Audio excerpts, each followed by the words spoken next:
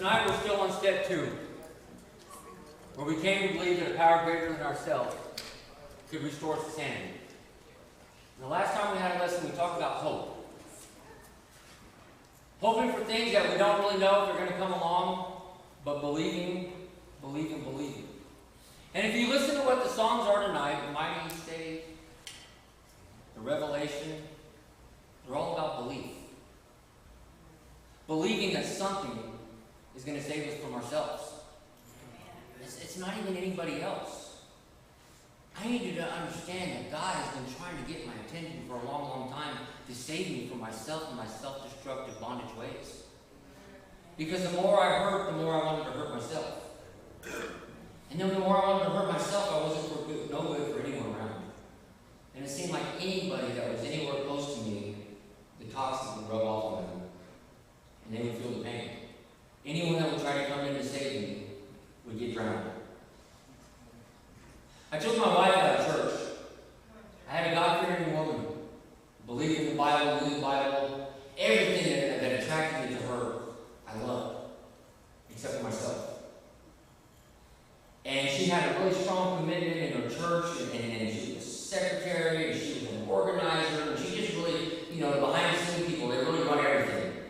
I'm lucky when I get to come up here and do this and I'm done with it, but it's people like Jan that organize and run everything. And she had a lot of friends in her church, and I stole her from her. I took her from everything that she loved. I destroyed everything that she loved. Because she loved me and Anna. And so when I pulled her away from the church and I took her away from all of her friends, all she had was me. And I wasn't any good. I wasn't good enough because I didn't have a belief in my sanity. All I was insanity. And when I took her from the church and isolated her away from God, I destroyed her relationship for a short period of time with God.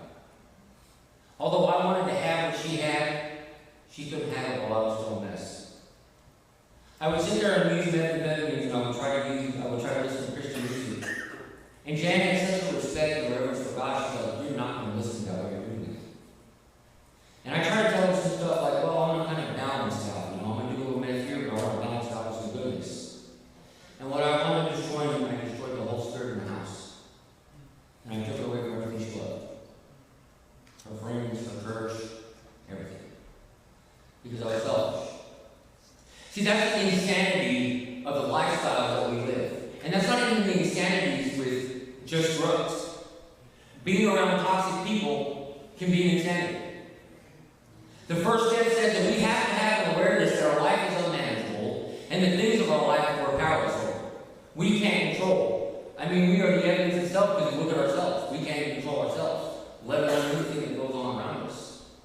So we have that awareness, and we have to understand where are we going to go to change. Now, I don't know about you guys, but I have tried multiple things in my life to change. I've tried programs. I've tried treatment centers. I've tried jails. None of them were going to stop me until I developed a relationship with God. So where I finally understood what I needed to feel, what hole I needed to fill, and how I needed to fill it. And I fought it to the bitter end. I denied. I pushed away. I was like, no, I'm not going to do this. You can't make me type of thing. And God told me, you're right, I don't. I don't have to make it. See, this program isn't for people that need it. It never will be. Because if it's for people that need it, we wouldn't have any seats in here. This program is strictly for people who want this. Who want a different way to live. So here's the cool thing. If you want it, you gotta want it all. You don't get to want just the parts that are easy. You don't want just the parts that are going to help you stay out of trouble, that are going to make your marriage better. You're going to have to want it all. For this to thoroughly work, and for you to develop a relationship that you've always been seeking with God, you're going to have to thoroughly give in and buy into this program. We don't need another program in the world doing it, but we do need a relationship with Savior. That's what we're trying. Now, if you guys have been beat up enough like me, what's really sad is I came to the Savior last, right? Where it says seek the kingdom first. Like God was last. I tried everything. And He still gave me first place results. He gave me a marriage to be proud of. He gave me children to be proud of. He gave me an opportunity to make all those things that I did wrong right one more time. How many times is he going to do it? I don't know. I'm not going to test it. So it says we can't believe our power of bringing ourselves to restore sanity. And the principle behind it is that we earnestly believe that God exists, that I matter to Him, and that He has the power to help me recover. If I created or you created the baggage in your life that you carried up to the point where you walked in that door, you can't be the same person that's going to take that baggage and relieve yourself from it. There's only one way that you're ever going to get rid of all that baggage you walk in the door with, and that's that relationship with Jesus. That's the one final missing element in our life that we haven't quite placed in the power position of. To take over and do the things for us that we can't do for ourselves. Now, a lot of us have to figure out, where do I even start? I know what insanity is. We understand what self-help tells us about insanity. Doing the same thing over and over again and expecting different results. Where do we go with that? Well, there's another way to also look at it too. Insanity is this: trying to base reality decisions on fantasy beliefs.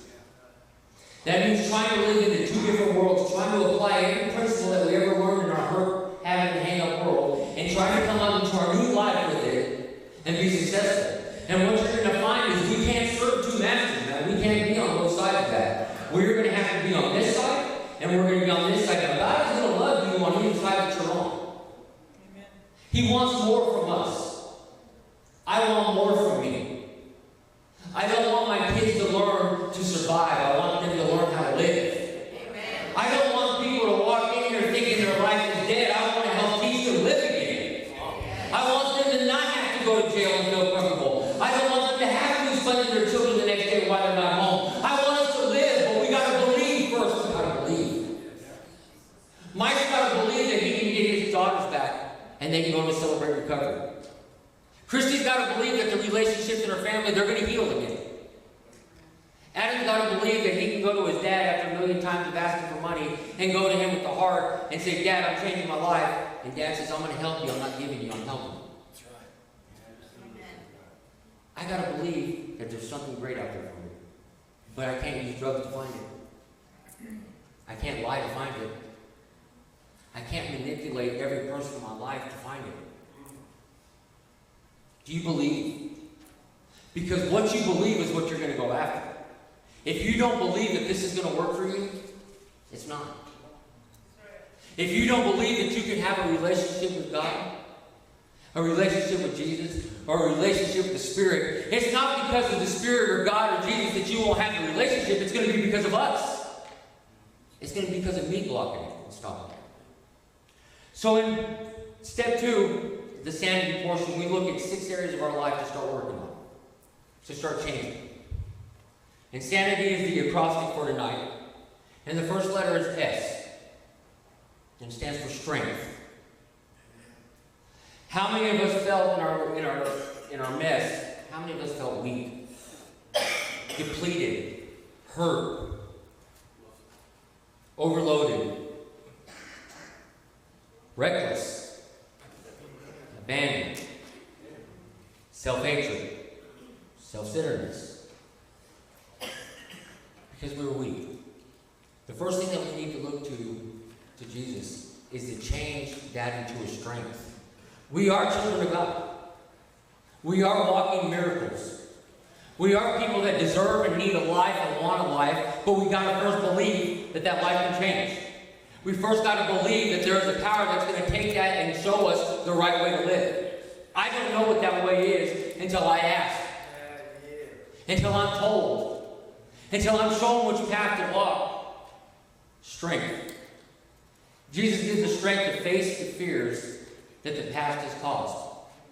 The fears that paralyzed us.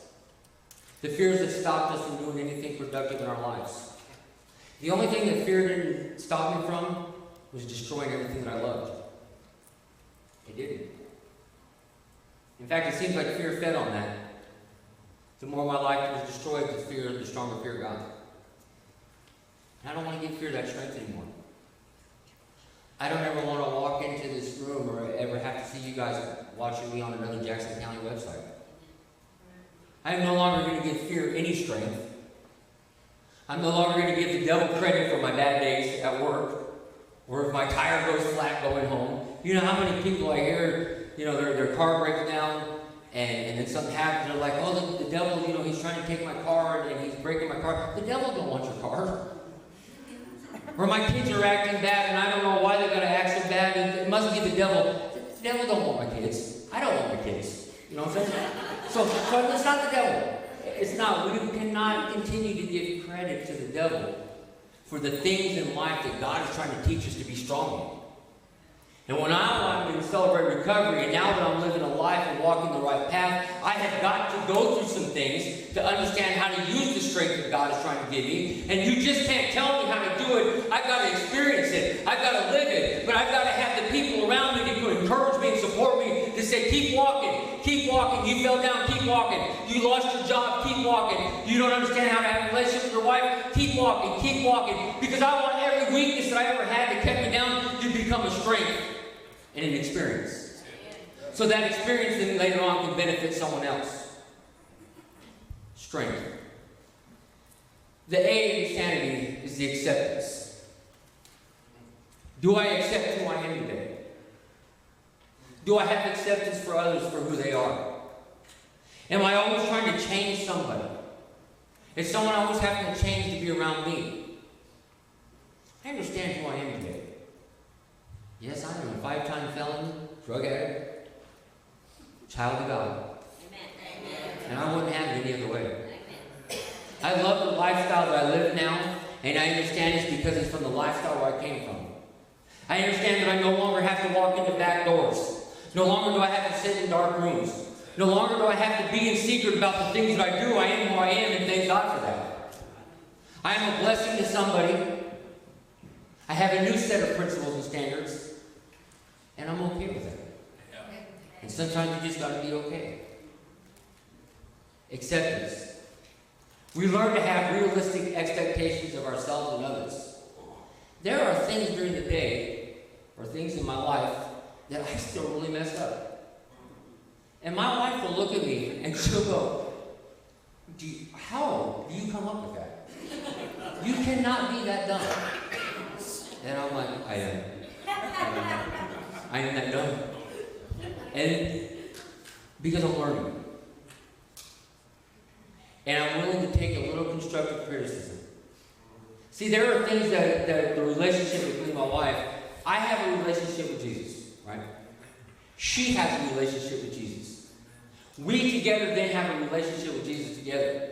Now, there are some things that Jesus doesn't check in with me about when he's talking to James, right? I got to remember what the first R is in the 8 principles. I have to realize that I'm not God. I'm not her God. And I didn't know that before. And so there are some things sometimes that she has to tell me that I'm like, well, I don't believe that because God didn't tell me that. And she's like, because you're dumb. Because you won't listen, so he had to tell me to tell you. I have to have acceptance for that. When you love somebody and you know they have their best interest and you are their best interest, listen to what they have to say. Because God will speak to them. And God will remind them. And Jesus will tell them little things about you. And Jan has some great insights about the person that I am. She knows stuff about me sometimes that even I don't realize yet. And I hate being the last one to learn about me. It makes me a little upset. Have acceptance. The unrealistic expectations, that's the one thing that I struggle with the most. I have unrealistic expectations on God. So here's my thing, what I do. All right, Jesus, check it out. I'm not using, I go to work, and I'm clean. So I should get what I want when I ask. I shouldn't have to have a hard job. I should make more money. No one should argue with me. I should have my way. Sometimes I just step right back in that self-centeredness, and I have to be reminded that it's not all about me. Amen. New life. As we become conscious in His presence, we begin to lose our fear of today, tomorrow, and hereafter. The same God that was there before we got here is the same God that brought us here, that we're here now, and will be the same God that will help us make decisions 2 weeks from today. We don't have to worry about 2 weeks from now if we can't get past right now. God isn't trying to tell us that we need to change something 2 weeks from now. He's telling us we need to change something now. The new life is what we are trying to live now. I hear people all the time tell me, let me get my life cleaned up before I walk in those doors. And it's like, it was good knowing you, because I won't ever see you. I've heard someone tell me, listen, I can't be in leadership because I cuss. Wait till I stop cussing. And I'm like, well, we'll probably start in this position by then. You come into here first. You come in here to get that new life, and that will change your will and your ways. You come in here to get surrounded by people that are already doing it, so that we know how to walk in that path.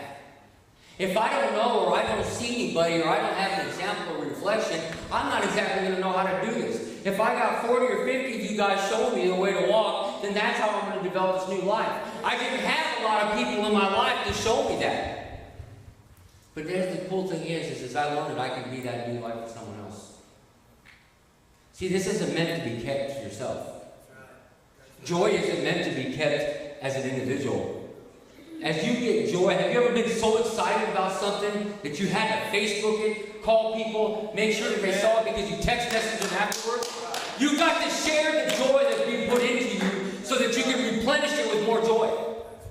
If you experience pure joy, you won't be able to keep it. You can't wait to give it away. I was so excited that when I had 30 days clean, like I wanted a party. You know what I'm saying? I wanted a party. I expected like everyone to be there, and my kids to be there, and I wanted a big production because I had 30 days. And I kind of got that. I'm excited about things today that I never was before. I'm excited about things that I never thought were interesting. I sat at my house Saturday, and I kid you not, for 8 hours, I listened to Pentecostal Southern Gospel. Because I heard a song, and I didn't know what it was, but it was moving, right? I mean, it was like really moving. And they were running all over the place.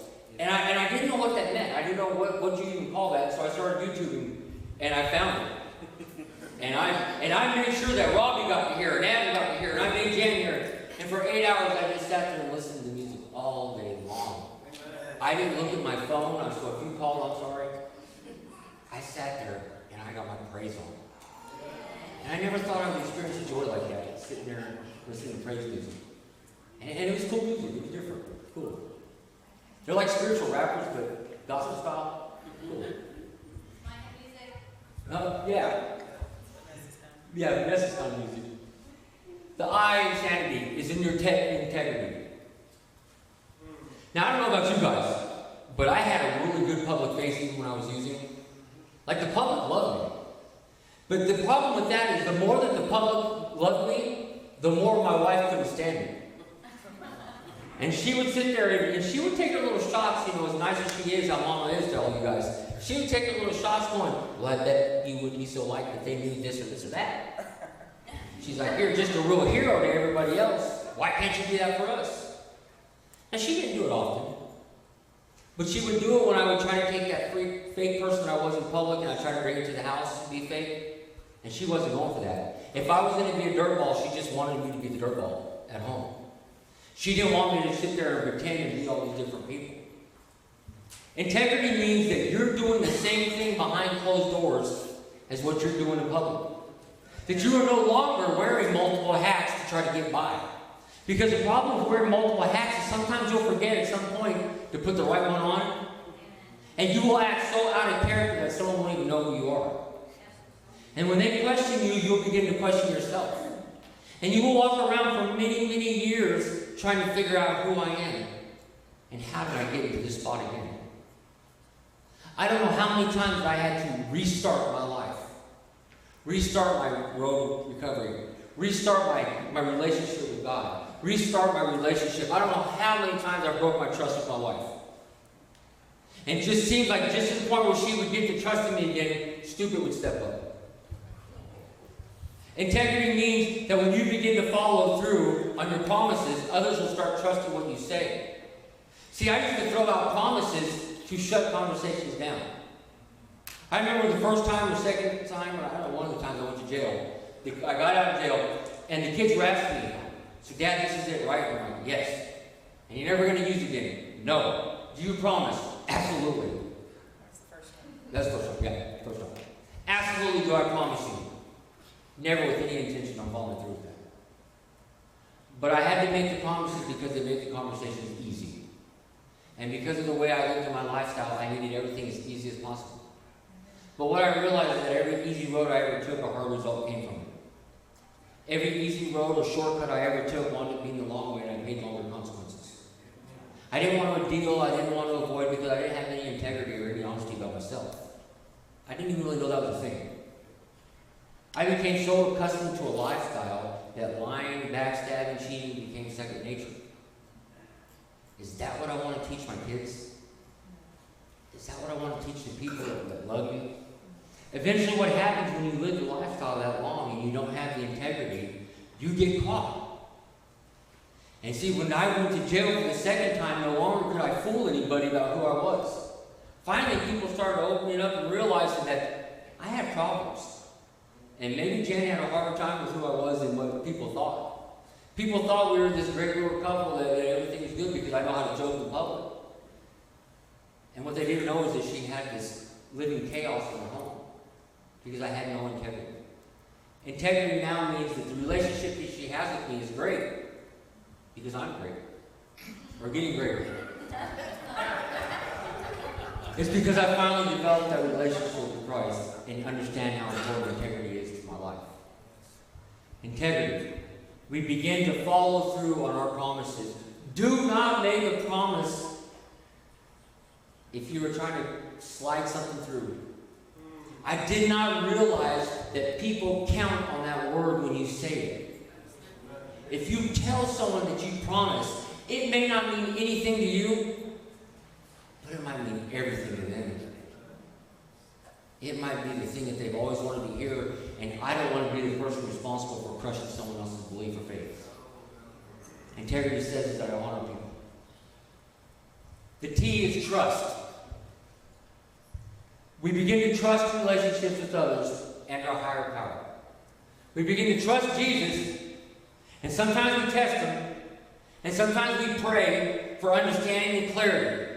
And it's so cool when I'm talking to someone, they go, you won't believe what happened. I prayed for something this morning, and yesterday, I got it, and they're all excited. And you see their faith strengthen.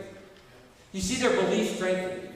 You see the excitement because they realize that they are so important that Jesus heard them. And I love when you're sitting there talking about a song on the radio, or you're talking about a song that just touches you, and then 2 minutes later that song goes on, because you got to know that Jesus thinks you're important. You got to know that Jesus will put the right people in the right spot at the right time. And those are the things that build my trust. Now, what I got to understand about trust is trust equals truth. In order for me to develop any trust in Jan's eyes, I've got to be truthful with her all the time. I have to be maybe truthful with her for the next 2 years in order to get some trust back. It doesn't matter, though, if it takes 6 months, 2 years. At some point, with enough consistency of truth, trust will develop. And if I begin to have trust in Jan and she has trust in me, we will have trust in Jesus. But I got to trust him in all things. And I have a hard time sometimes trusting him in all things. Now I trust him when life is rough and I'm hurting. But do I trust him when I have to make a decision? Do I sometimes want to take the wheel and try to make a backup plan for what's going to happen? So if Jesus can't do this, then I got this covered. But if I'm already making a backup plan to something, does that mean I really even trust him in the beginning anyway? If I'm going to trust, I have to trust 100%. Step 2 says that you come to believe that a power greater than yourself can restore you to the sanity of trust instead of being insane about it. The last part of sanity is the why, is your higher power, Jesus Christ. Understand that he loves you just the way we are. You mean to tell me that every bad decision, every felony I ever got, every problem I ever created in someone's life, any person I've ever ripped off, all those bad decisions got me to the spot where I'm here today, right here? So that means that was a lifetime full of those things that got me to this spot. So that means if I actually know who Jesus is now, and I'm living my life clean, and I'm making the right choices, and I'm following the right path, that means that I have some place to go with this. If everything that I ever done got me to this point, what does that mean with everything I'm going to do? We have an opportunity to change a life. We have an opportunity to watch these kids grow up in a lifestyle they never knew that existed. We can see mothers reuniting with their daughters. We see Mike coming back with his daughters, going to Celebrate Recovery meetings. I have children now that can't wait to go to Celebrate Recovery meeting. That just absolutely floors me. Because I got some adults that really need to go that can't stand it. That should go. They should go. But that's okay, we just keep working on them. Because we love people where they're at. We love where they're at. No matter what you've done in your past, no matter what you're doing now, Jesus is going to love us. And He's going to care for us. But He needs us to say, I will. He needs us to say, I want something different.